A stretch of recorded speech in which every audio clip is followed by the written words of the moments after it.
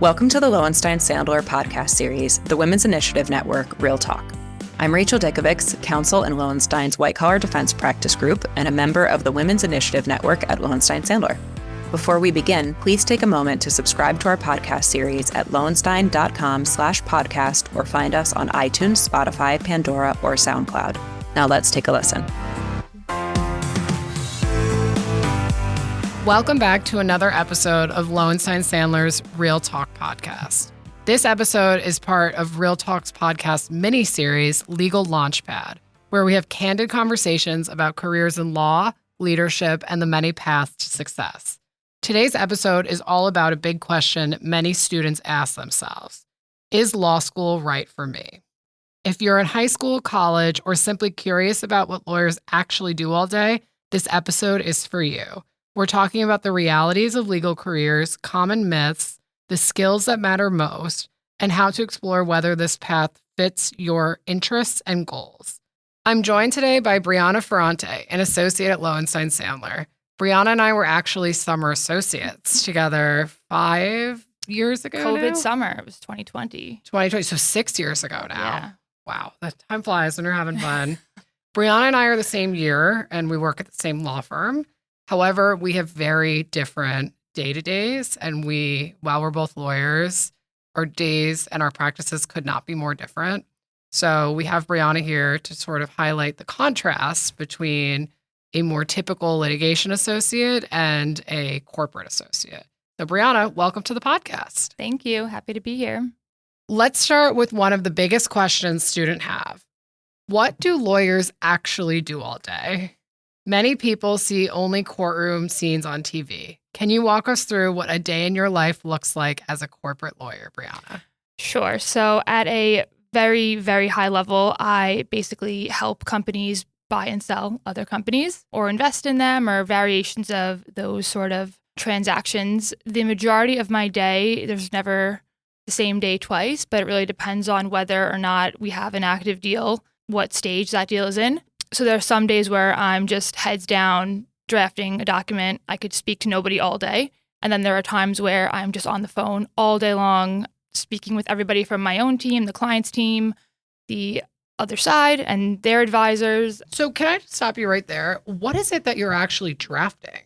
So you're always going to have one operative document, your purchase agreement, your transaction agreement, and then within there, that will include all the other relevant documents you're going to have to take a transaction through to closing.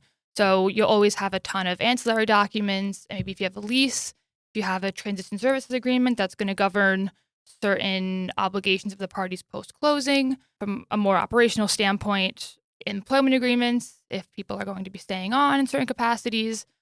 The list goes on and on and on. And, the list of what a transaction will need will never be the same between deals. So ton of work to do, and there's also just a ton of cross collaboration between our specialists, external advisors, mainly on the finance and the tax side, and there's always a lot of review that has to happen for every single document. So I would agree with you how every day is really different. I am in Lowenstein's white collar group, and a typical day for me very much varies. Sometimes we're reviewing emails and developments that came in overnight. A client has a question, or we received a government subpoena and there's a production deadline. Any information that's relevant to an internal investigation. I do a lot of witness interviews. From there, the day could evolve into legal research and drafting. That could mean preparing a memo on a regulatory issue, analyzing potential defenses, drafting correspondence to the government, helping prepare a motion.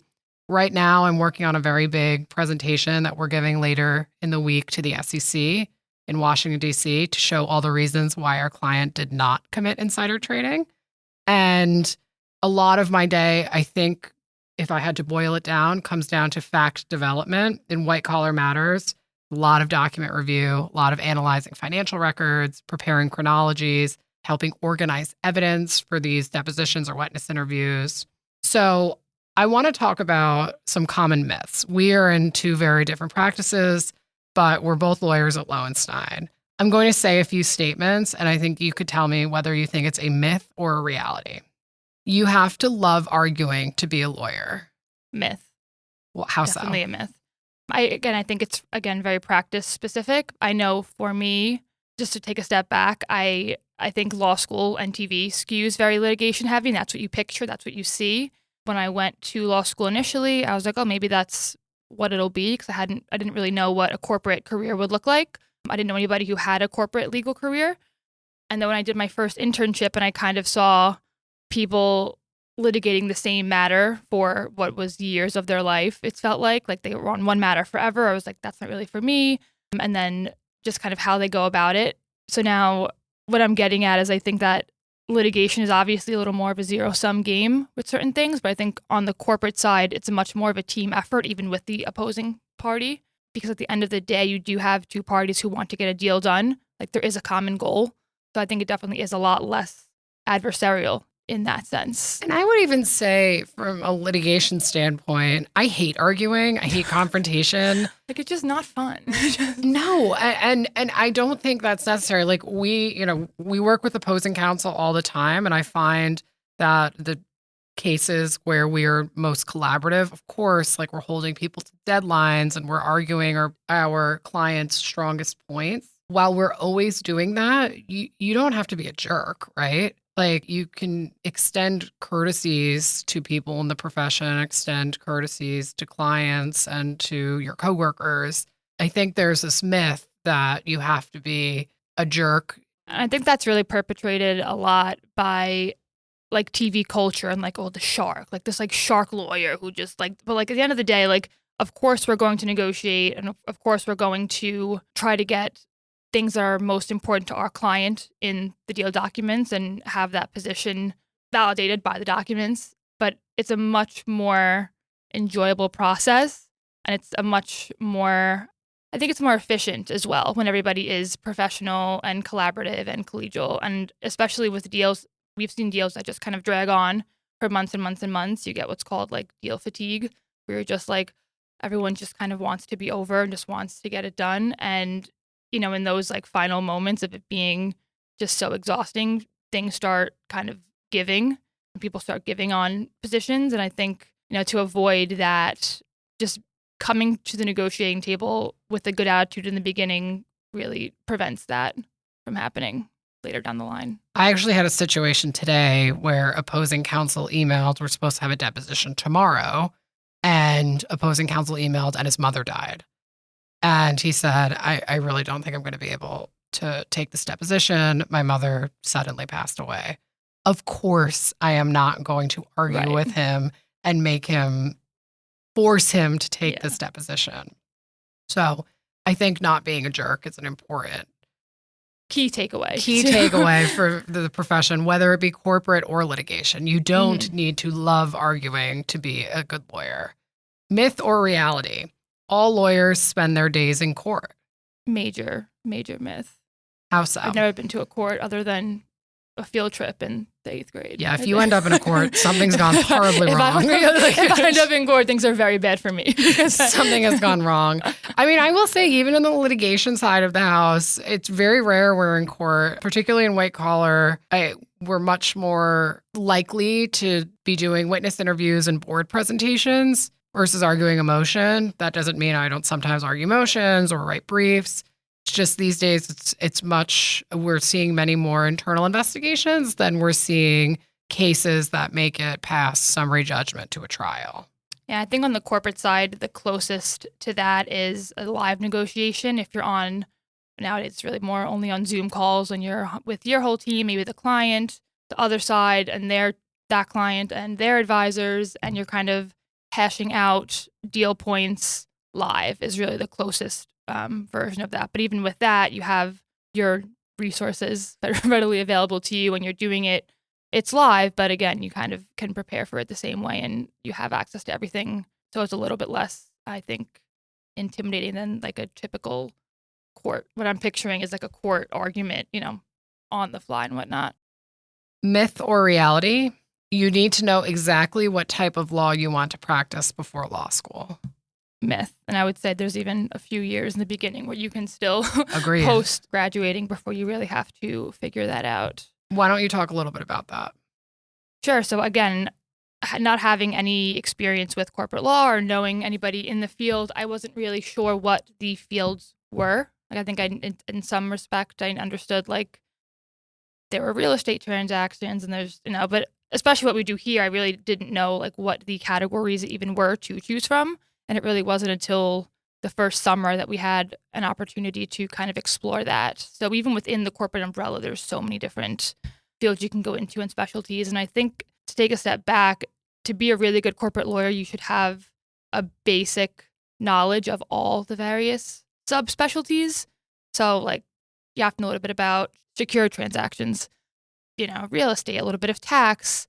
Obviously, law school doesn't lend itself much to corporate lawyers. I think we have that one class, like business entities. But other than that, there really isn't sort of a lot of guidance, at least in my experience, for what a career in corporate law looks like and what the options are. And I think it just takes time being around people in the field and working on actual matters to kind of see where your interests lie and what you could see yourself doing. And as you know, the Real Talk podcast is all about practical advice. So I think this is a good spot for some practical advice. Try everything. Yes, I always say that. Don't specialize too early or feel the need to specialize too early. If you're given the opportunity to try a bunch of different practice groups or areas of the law, take your firms or take Lowenstein up on that opportunity. I came to Lowenstein thinking I was going to be an employment lawyer. And guns blazing, I only wanted to do employment. Don't talk to me about anything else. And thank God that I randomly got assigned a white collar assignment that I ended up loving and started doing employment work. I was like, oh, I don't like this as much as I thought I did, and loved the white collar. Had I come in and said no to the white collar assignment and only done employment, I don't know where I would be today. So my piece of real talk advice is try everything. If you're given an opportunity and you didn't think that sounded so fun or so interesting, just try it. It's always worth trying things, especially earlier in your career. Also trying things that may or may not necessarily align with your past experience. So when I was in college, I had an internship that turned into a full-time job while I was still in college, but it was at an insurance company doing compliance and regulatory affairs. So when I first got here, again, with like no context, I was like, maybe I'll do insurance because I just thought I had a background in it, but you really don't need to put yourself in a hole and like commit to something just because you have experience in that one area. Try everything and just kind of see.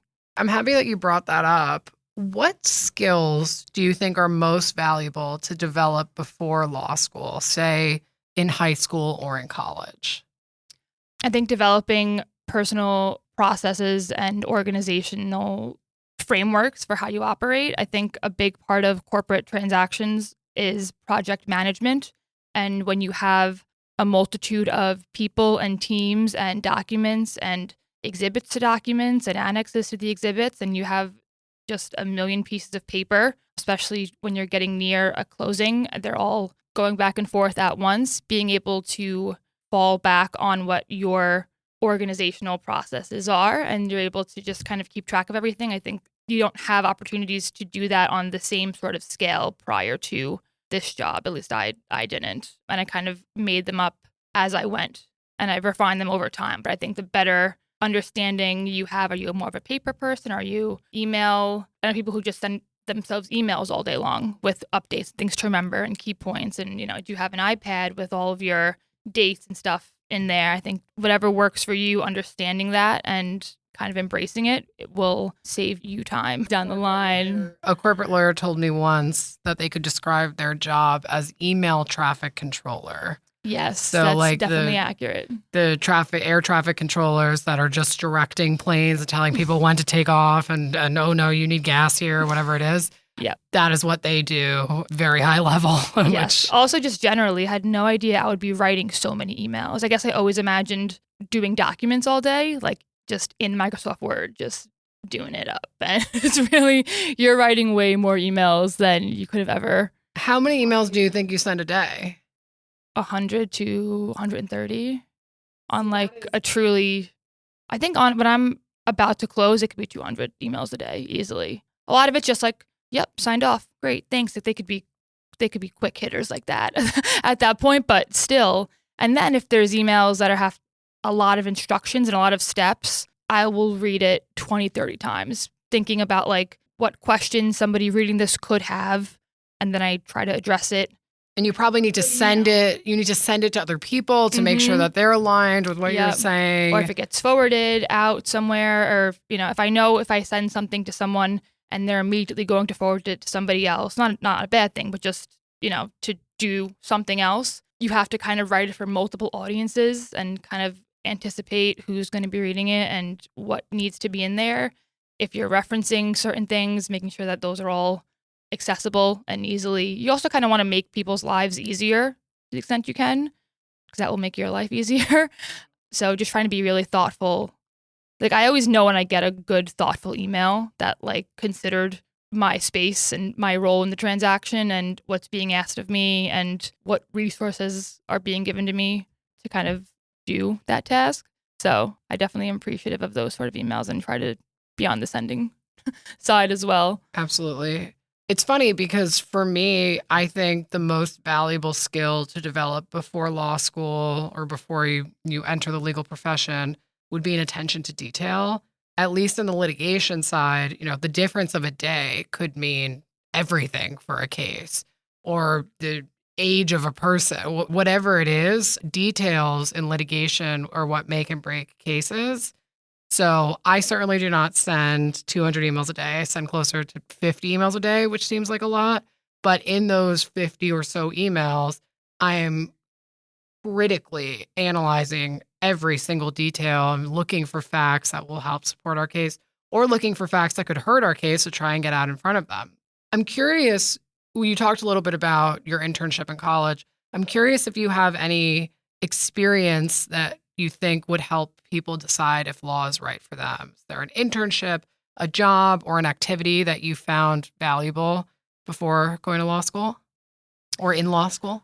I mean, I knew from college I wanted to go to law school. Whether that was for reasons that actually made sense or not is up for debate. But because of that, I kind of only had experiences in like the field.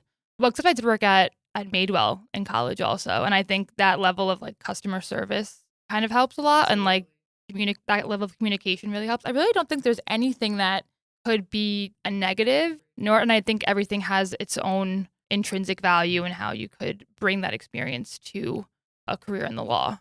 I wanted to do anything but be a lawyer. Both of my parents are lawyers. And I was like, I want to do something that is not what they do. I don't want to be seen as like, oh, like their daughter just riding their coattails. So in college, when I started to really lean towards the political science classes, in the back of my mind, I was always saying, oh no, I hope I don't want to become a lawyer. So what I did to, quote, prove to myself that this was not the right profession for me was I was a paralegal at a big New York law firm, and I actually loved it. And it taught me a lot that like litigation is not what you see on TV. And I learned how to use document review databases. I learned how to use Westlaw. I learned about all of these different things that you don't necessarily see in suits. And I think being a paralegal, especially on the litigation side, is so unbelievably important for our junior associates. And I use skills that I learned when I was a paralegal to this day, 5 years in. So I think if you're on the fence about going to law school, it's a time commitment, money commitment, effort commitment. You should think about taking a job as a paralegal for a year, taking a job working at a nonprofit for a year, just to kind of see what the law is all about. Okay, Brianna, was there anything about the day-to-day work or skills required that you didn't fully appreciate before law school? Beyond maybe sending 200 emails a day. I was going to say beyond the emails, I could think it would probably be the level of cross collaboration and just teamwork it takes to get everything done. Like I couldn't have even wrapped my brain around how many people have to touch a document before it goes out and how many super specialized review exercises have to take place before it goes out. I feel like I'm always talking to somebody or I'm discussing something with somebody, and it's a lot more of a collaborative process than I envisioned it being. And again, there are days, like I said, where I'm just doing a document by myself all day and I'm just kind of like crushing through it. But most days I really have to work with a lot of people to get everything done. And I think that's also kind of a benefit of it too, because I enjoy that. I enjoy getting to know people, and especially like advisors and even the other side. I think from, I've had very good experiences with a lot of the firms we've worked across on big transactions, and they're just like you. And they're just like even, us. Like my favorite part of the job is getting to know the client and hearing their story and really fighting and advocating for them. I was recently in an arbitration, and the client came, and I spent 7 days basically locked in a hotel with my team and the client and their team. And it was awesome. Like, it was so cool to kind of learn about their business and get to know them, and you feel like you're fighting for something that's more than just the briefs and like the oral arguments. Like, these are people's lives, and it's cool to be able to change them. So, Brianna, before we wrap up, what is one piece of advice you have for someone who feels interested but still uncertain about law school? I think talk to lawyers in different practice areas, even if you don't know them personally. I mean, I've gotten emails of just people who just find me on the website and just ask me questions about, like, why this firm or why this practice area, and I'm always happy to talk to them. The worst that can happen is someone doesn't answer, but you can basically reach out to anybody you want and ask them, how they got to where they are. If there's an area you definitely are interested in that you're not sure about, if you end up with a summer associate job at a big firm, you'll probably have options to do all of the different sorts of work we've been talking about. But I think keeping an open mind and trying to seek out other people's experiences and have opportunities to talk about it with them will kind of give you an idea of what you might want to do.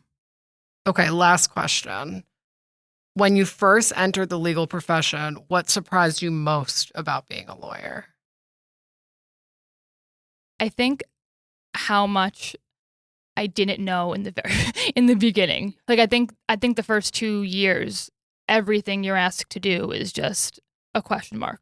How unprepared I was from law school. Definitely that. Yeah. You really don't learn how to be a lawyer in law school, but you're a lawyer day one, and and no one cares that it's your first week. You have to just kind of figure things out and take the initiative to do all of that. I think also for me, it's a lot less like, I'm not reading cases unless there's obviously something new that comes out or a development that is relevant to my practice. But it's a lot more of just this like a big group project deals are, as opposed to kind of what you spend a lot of time doing in law school, like the sort of legal research and, analysis like that is just very different in the corporate context. So interesting. Well, thank you so much for joining us on the Real Talk podcast, and we hope to have you back soon. Thank you very much. Thank you for listening to today's episode. Please subscribe to our podcast series at lowenstein.com/podcasts or find us on iTunes, Spotify, Pandora, or SoundCloud. Lowenstein Sandler podcast series are presented by Lowenstein Sandler and cannot be copied or rebroadcast without consent. The information provided is intended for a general audience. It is not legal advice or substitute for the advice of counsel. Prior results do not guarantee a similar outcome. The content reflects the personal views and opinions of the participants. No attorney-client relationship is being created by this podcast, and all rights are reserved.